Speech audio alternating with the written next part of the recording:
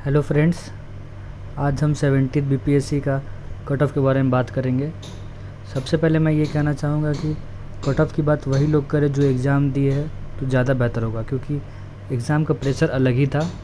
आप लोग जो भी एग्ज़ाम दिए होंगे उन्हें पता होगा कि एग्ज़ाम में कितने बच्चों का क्वेश्चन छूटा है, डीआई का प्रॉब्लम्स और बहुत सारे ऐसे प्रॉब्लम्स हुए हैं एग्ज़ाम में, जिसकी वजह से ऐसा देखा जा सकता है कि कट ऑफ इसमें इस बार कमी देखने को मिलेगी।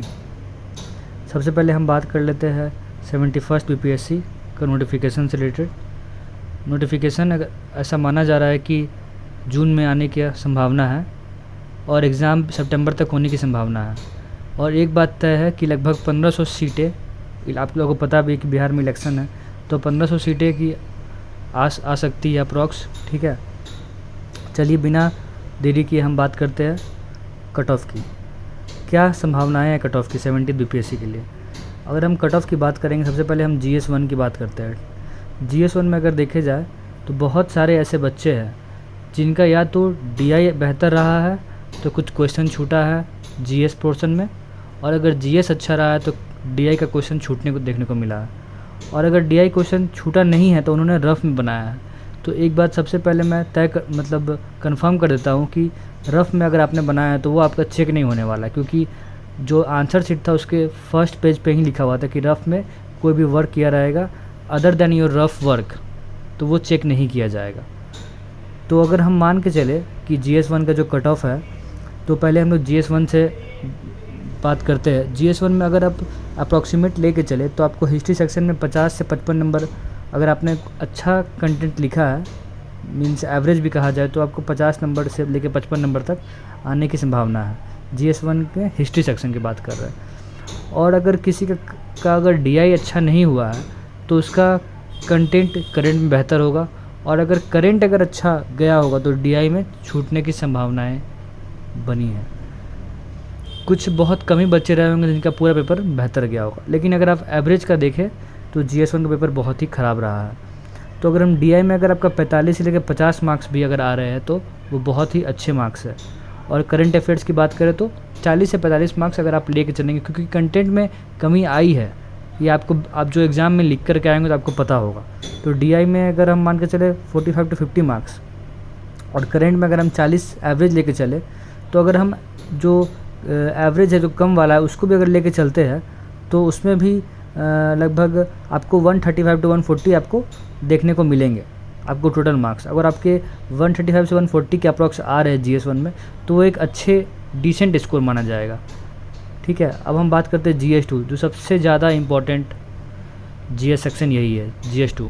अगर हम GS2 की बात करें तो GS2 में पॉलिटी में आंसर तो अपने पहला 38 मार्क्स का जो रहा होगा वो तो अपने सबको अच्छे मार्क्स मिलेंगे, बट जो पॉलिटी का सेकेंड वाला जो 38 मार्क्स का क्वेश्चन था उसमें सबको प्रॉब्लम्स आए होंगे, और आपके कंटेंट में उससे कमी देखने को मिली होगी। जो एग्ज़ाम दिए हैं उन्हें पता होगा। तो अगर हम बात करें कि पॉलिटी सेक्शन का, तो पॉलिटी में अगर हम देखें तो पॉलिटी में अगर हम एवरेज 35 to 40 मार्क्स लेके चलते हैं, और इकोनॉमिक्स में भी अगर आप 45 एवरेज लेके चले, और साइंस सेक्शन 35, तो आपको 120 से 125 मार्क्स GS2 में अगर आपका आ रहा है तो आप सेफ़ माने जाएंगे।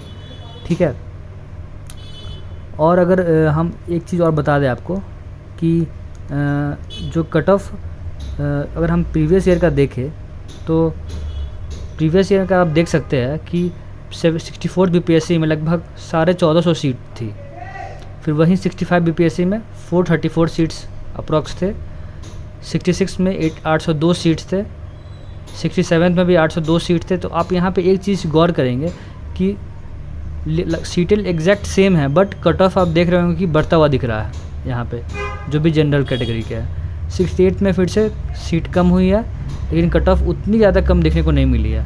फिर 69 बीपीएससी में 475 कट ऑफ है। इस बार तो आपको पता ही है कि इस बार सीट्स बहुत ज़्यादा है। ठीक है, तो सीट की वजह से भी कट ऑफ कम देखने को मिल सकती है। तो अगर आपके GS2 में अगर 120 से 125 भी अगर आपके मार्क्स आ रहे हैं तो वो एक अच्छा डिसेंट स्कोर माना जाएगा। अब हम बात करते हैं सबसे इम्पॉर्टेंट, जो डिसाइड कर देगा कि आप लिस्ट में आप होंगे या नहीं होंगे, वो होगा एसए। तो अगर हम एसए की बात करते हैं तो एसए में अगर आपको भी पता ही होगा कि एसए में जो हिंदी और इंग्लिश को लेके बात चलते रहता है, तो अगर हम मान के चले अगर एवरेज, तो हिंदी वालों का अगर 160 से 170 अगर आ रहा है, अगर आप एवरेज भी लिख के आएंगे तो आपको 155 160 तक तो आपको मिलने के चांसेस रहेंगे। वही इंग्लिश वालों की 150 तक भी है। तो अगर हम एवरेज 150 भी लेके चलते हैं तो 150 अगर हम रखें एसए में, तो अगर हम ओवरऑल अगर बात करते हैं कि 135 GS1 में, 120 125 तक रखे GS2 में, और 150 अगर एसए का मार्क्स रखते हैं आप, तो कट ऑफ संभावित जो जनरल कैटेगरी है उनका 405 से लेकर 410 तक देखने को मिल सकता है।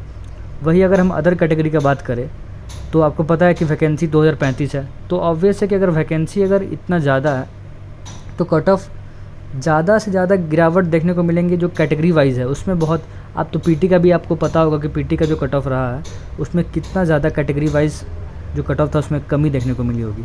तो वैसे ही अगर हम बात करें कि मेंस का कट ऑफ का, तो आप देख सकते हैं कि जनरल का जो कट ऑफ है वो अप्रॉक्स 405 से लेकर 415 के बीच में देखने को मिलेगा। अगर हम बीसी कैटेगरी का बात करें तो 385 से लेकर 310, मतलब 10 प्लस माइनस अगर आप कर ले तो वही रहेंगे। ईबीसी का अगर हम बात करते हैं तो 375 से लेके फिर प्लस माइनस 10 रख लीजिए। एससी एसटी जो भी है उनका भी 355 360 के आसपास रहने की संभावनाएं हैं।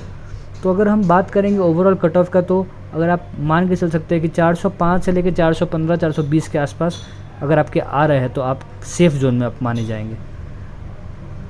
चलिए, धन्यवाद।